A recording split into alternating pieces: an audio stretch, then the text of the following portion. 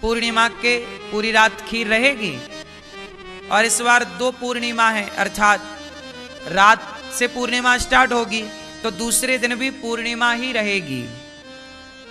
ठीक है, तो आप लोग पूर्णिमा को खीर में जरूर ध्यान दें, ढक करके, उसमें कोई कीड़ा ना जाए, चलनी इत्यादि से ढक करके जो भी पदार्थ है ढको।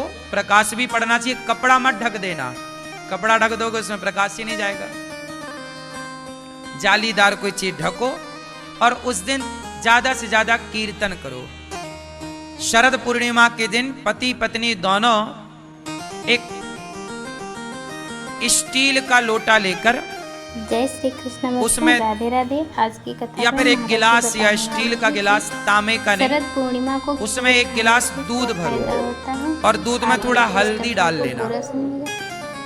और हल्दी डाल लेने से हल्दी वाला दूध, कच्चा ही दूध हो, पका है नहीं, पका भी है कोई बात नहीं, दूध हो, उसमें हल्दी डालो और पति पत्नी दोनों शरद पूर्णिमा को भगवान शिव के ऊपर यदि हल्दी वाला दूध चढ़ाते हैं, दोनों पति पत्नी एक एक हाथ लगा के, तो आपके रिश्ते सदा मधुर होते हैं, आपके रिश्तों में सदा आनंद रहता है। तो पति पत्नी दोनों को यह काम कर लेना चाहिए। शरद पूर्णिमा के दिन ही साल में एक बार बिहारी जी के हाथ में बांसुरी होती है। क्या होती है बोलो? तो साल में एक बार शरद पूर्णिमा के दिन बिहारी जी बांसुरी बजाते हैं। एक्चुअली सच्चाई यही है कि बांसुरी तो भगवान कई बार बजाए, पर मनुष्य के लिए, सांसारिक लोगों के लिए भगवान ने प्रथम बार बांसुरी शरद पूर्णिमा की रात्रि को ही बजाई थी। ये वही शरद पूर्णिमा है जिस शरद पूर्णिमा को भगवान कृष्ण ने रास रचाया था। शरद पूर्णिमा के दिन खीर बना करके छत में रखने की परंपरा है। क्यों परंपरा बनी? कहा जाता है कि शरद पूर्णिमा को जो खीर बनाते हैं उसे छत पर रखते हैं और उसमें जो प्रकाश पड़ता है, किरण चांद चंद्रमा की, उस चंद्रमा से अमृत बरसता है। अब बताओ ये कौन सा अमृत है?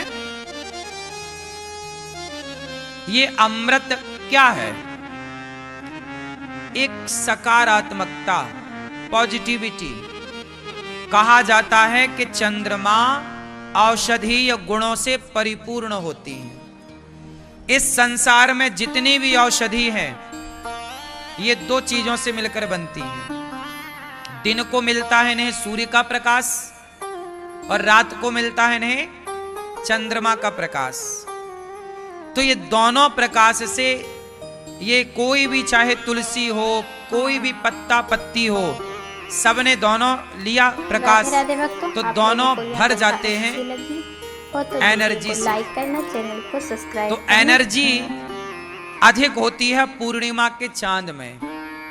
आयुर्वेद, अर्थात आयुर्वेद कहता है कि औषधीय गुण होते हैं उस प्रकाश में। जैसे सूर्य के प्रकाश में विटामिन डी होता है।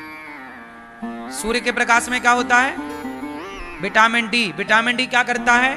आपकी हड्डियों को स्ट्रॉन्ग करता है, मजबूत करता है। चांद में क्या होता है? चंद्रमा के प्रकाश में होता है औषधीय गुण।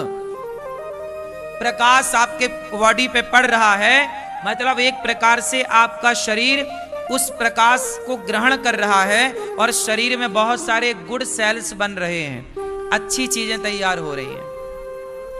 इसलिए बच्चों को, आपको खीर रखिएगा, वो एनर्जी से भर जाएगी।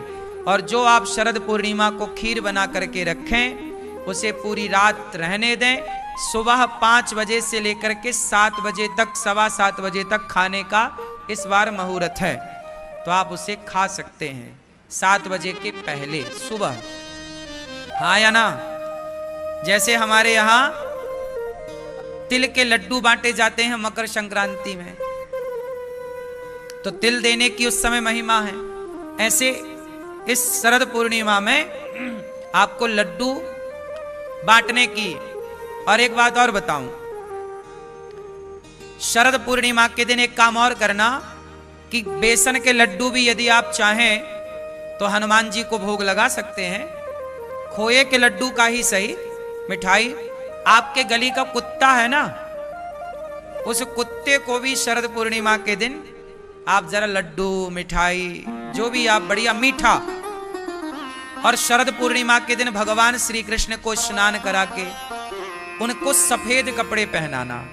शरद पूर्णिमा भगवान कौन सा श्रृंगार करते हैं? श्वेत, सफेद, सफेद वस्त्र हो। उस दिन भगवान को सफेद चीजों का ही भोग लगे, जैसे काजू, काजू सफेद होती है, ऐसे जो भी सफेद पदार्थ हैं उनका ही भोग लगे भगवान को, है ना। तो इन सब चीजों का भोग लगता है।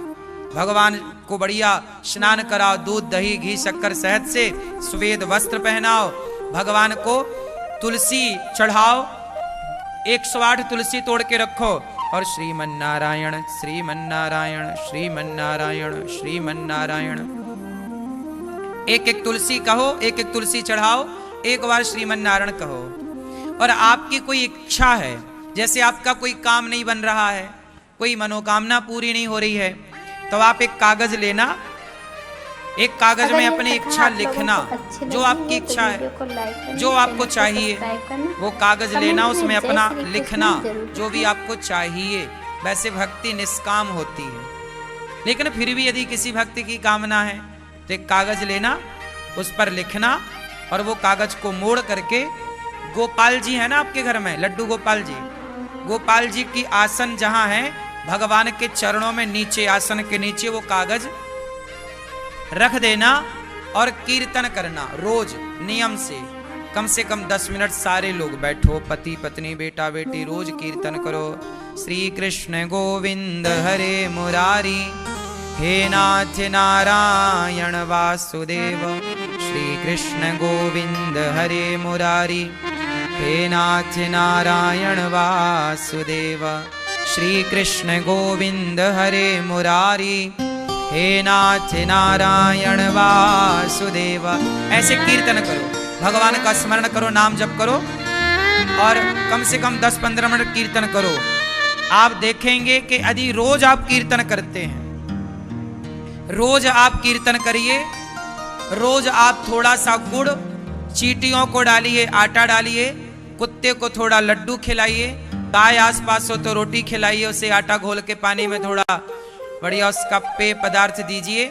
आप 1 माह करिए ऐसा।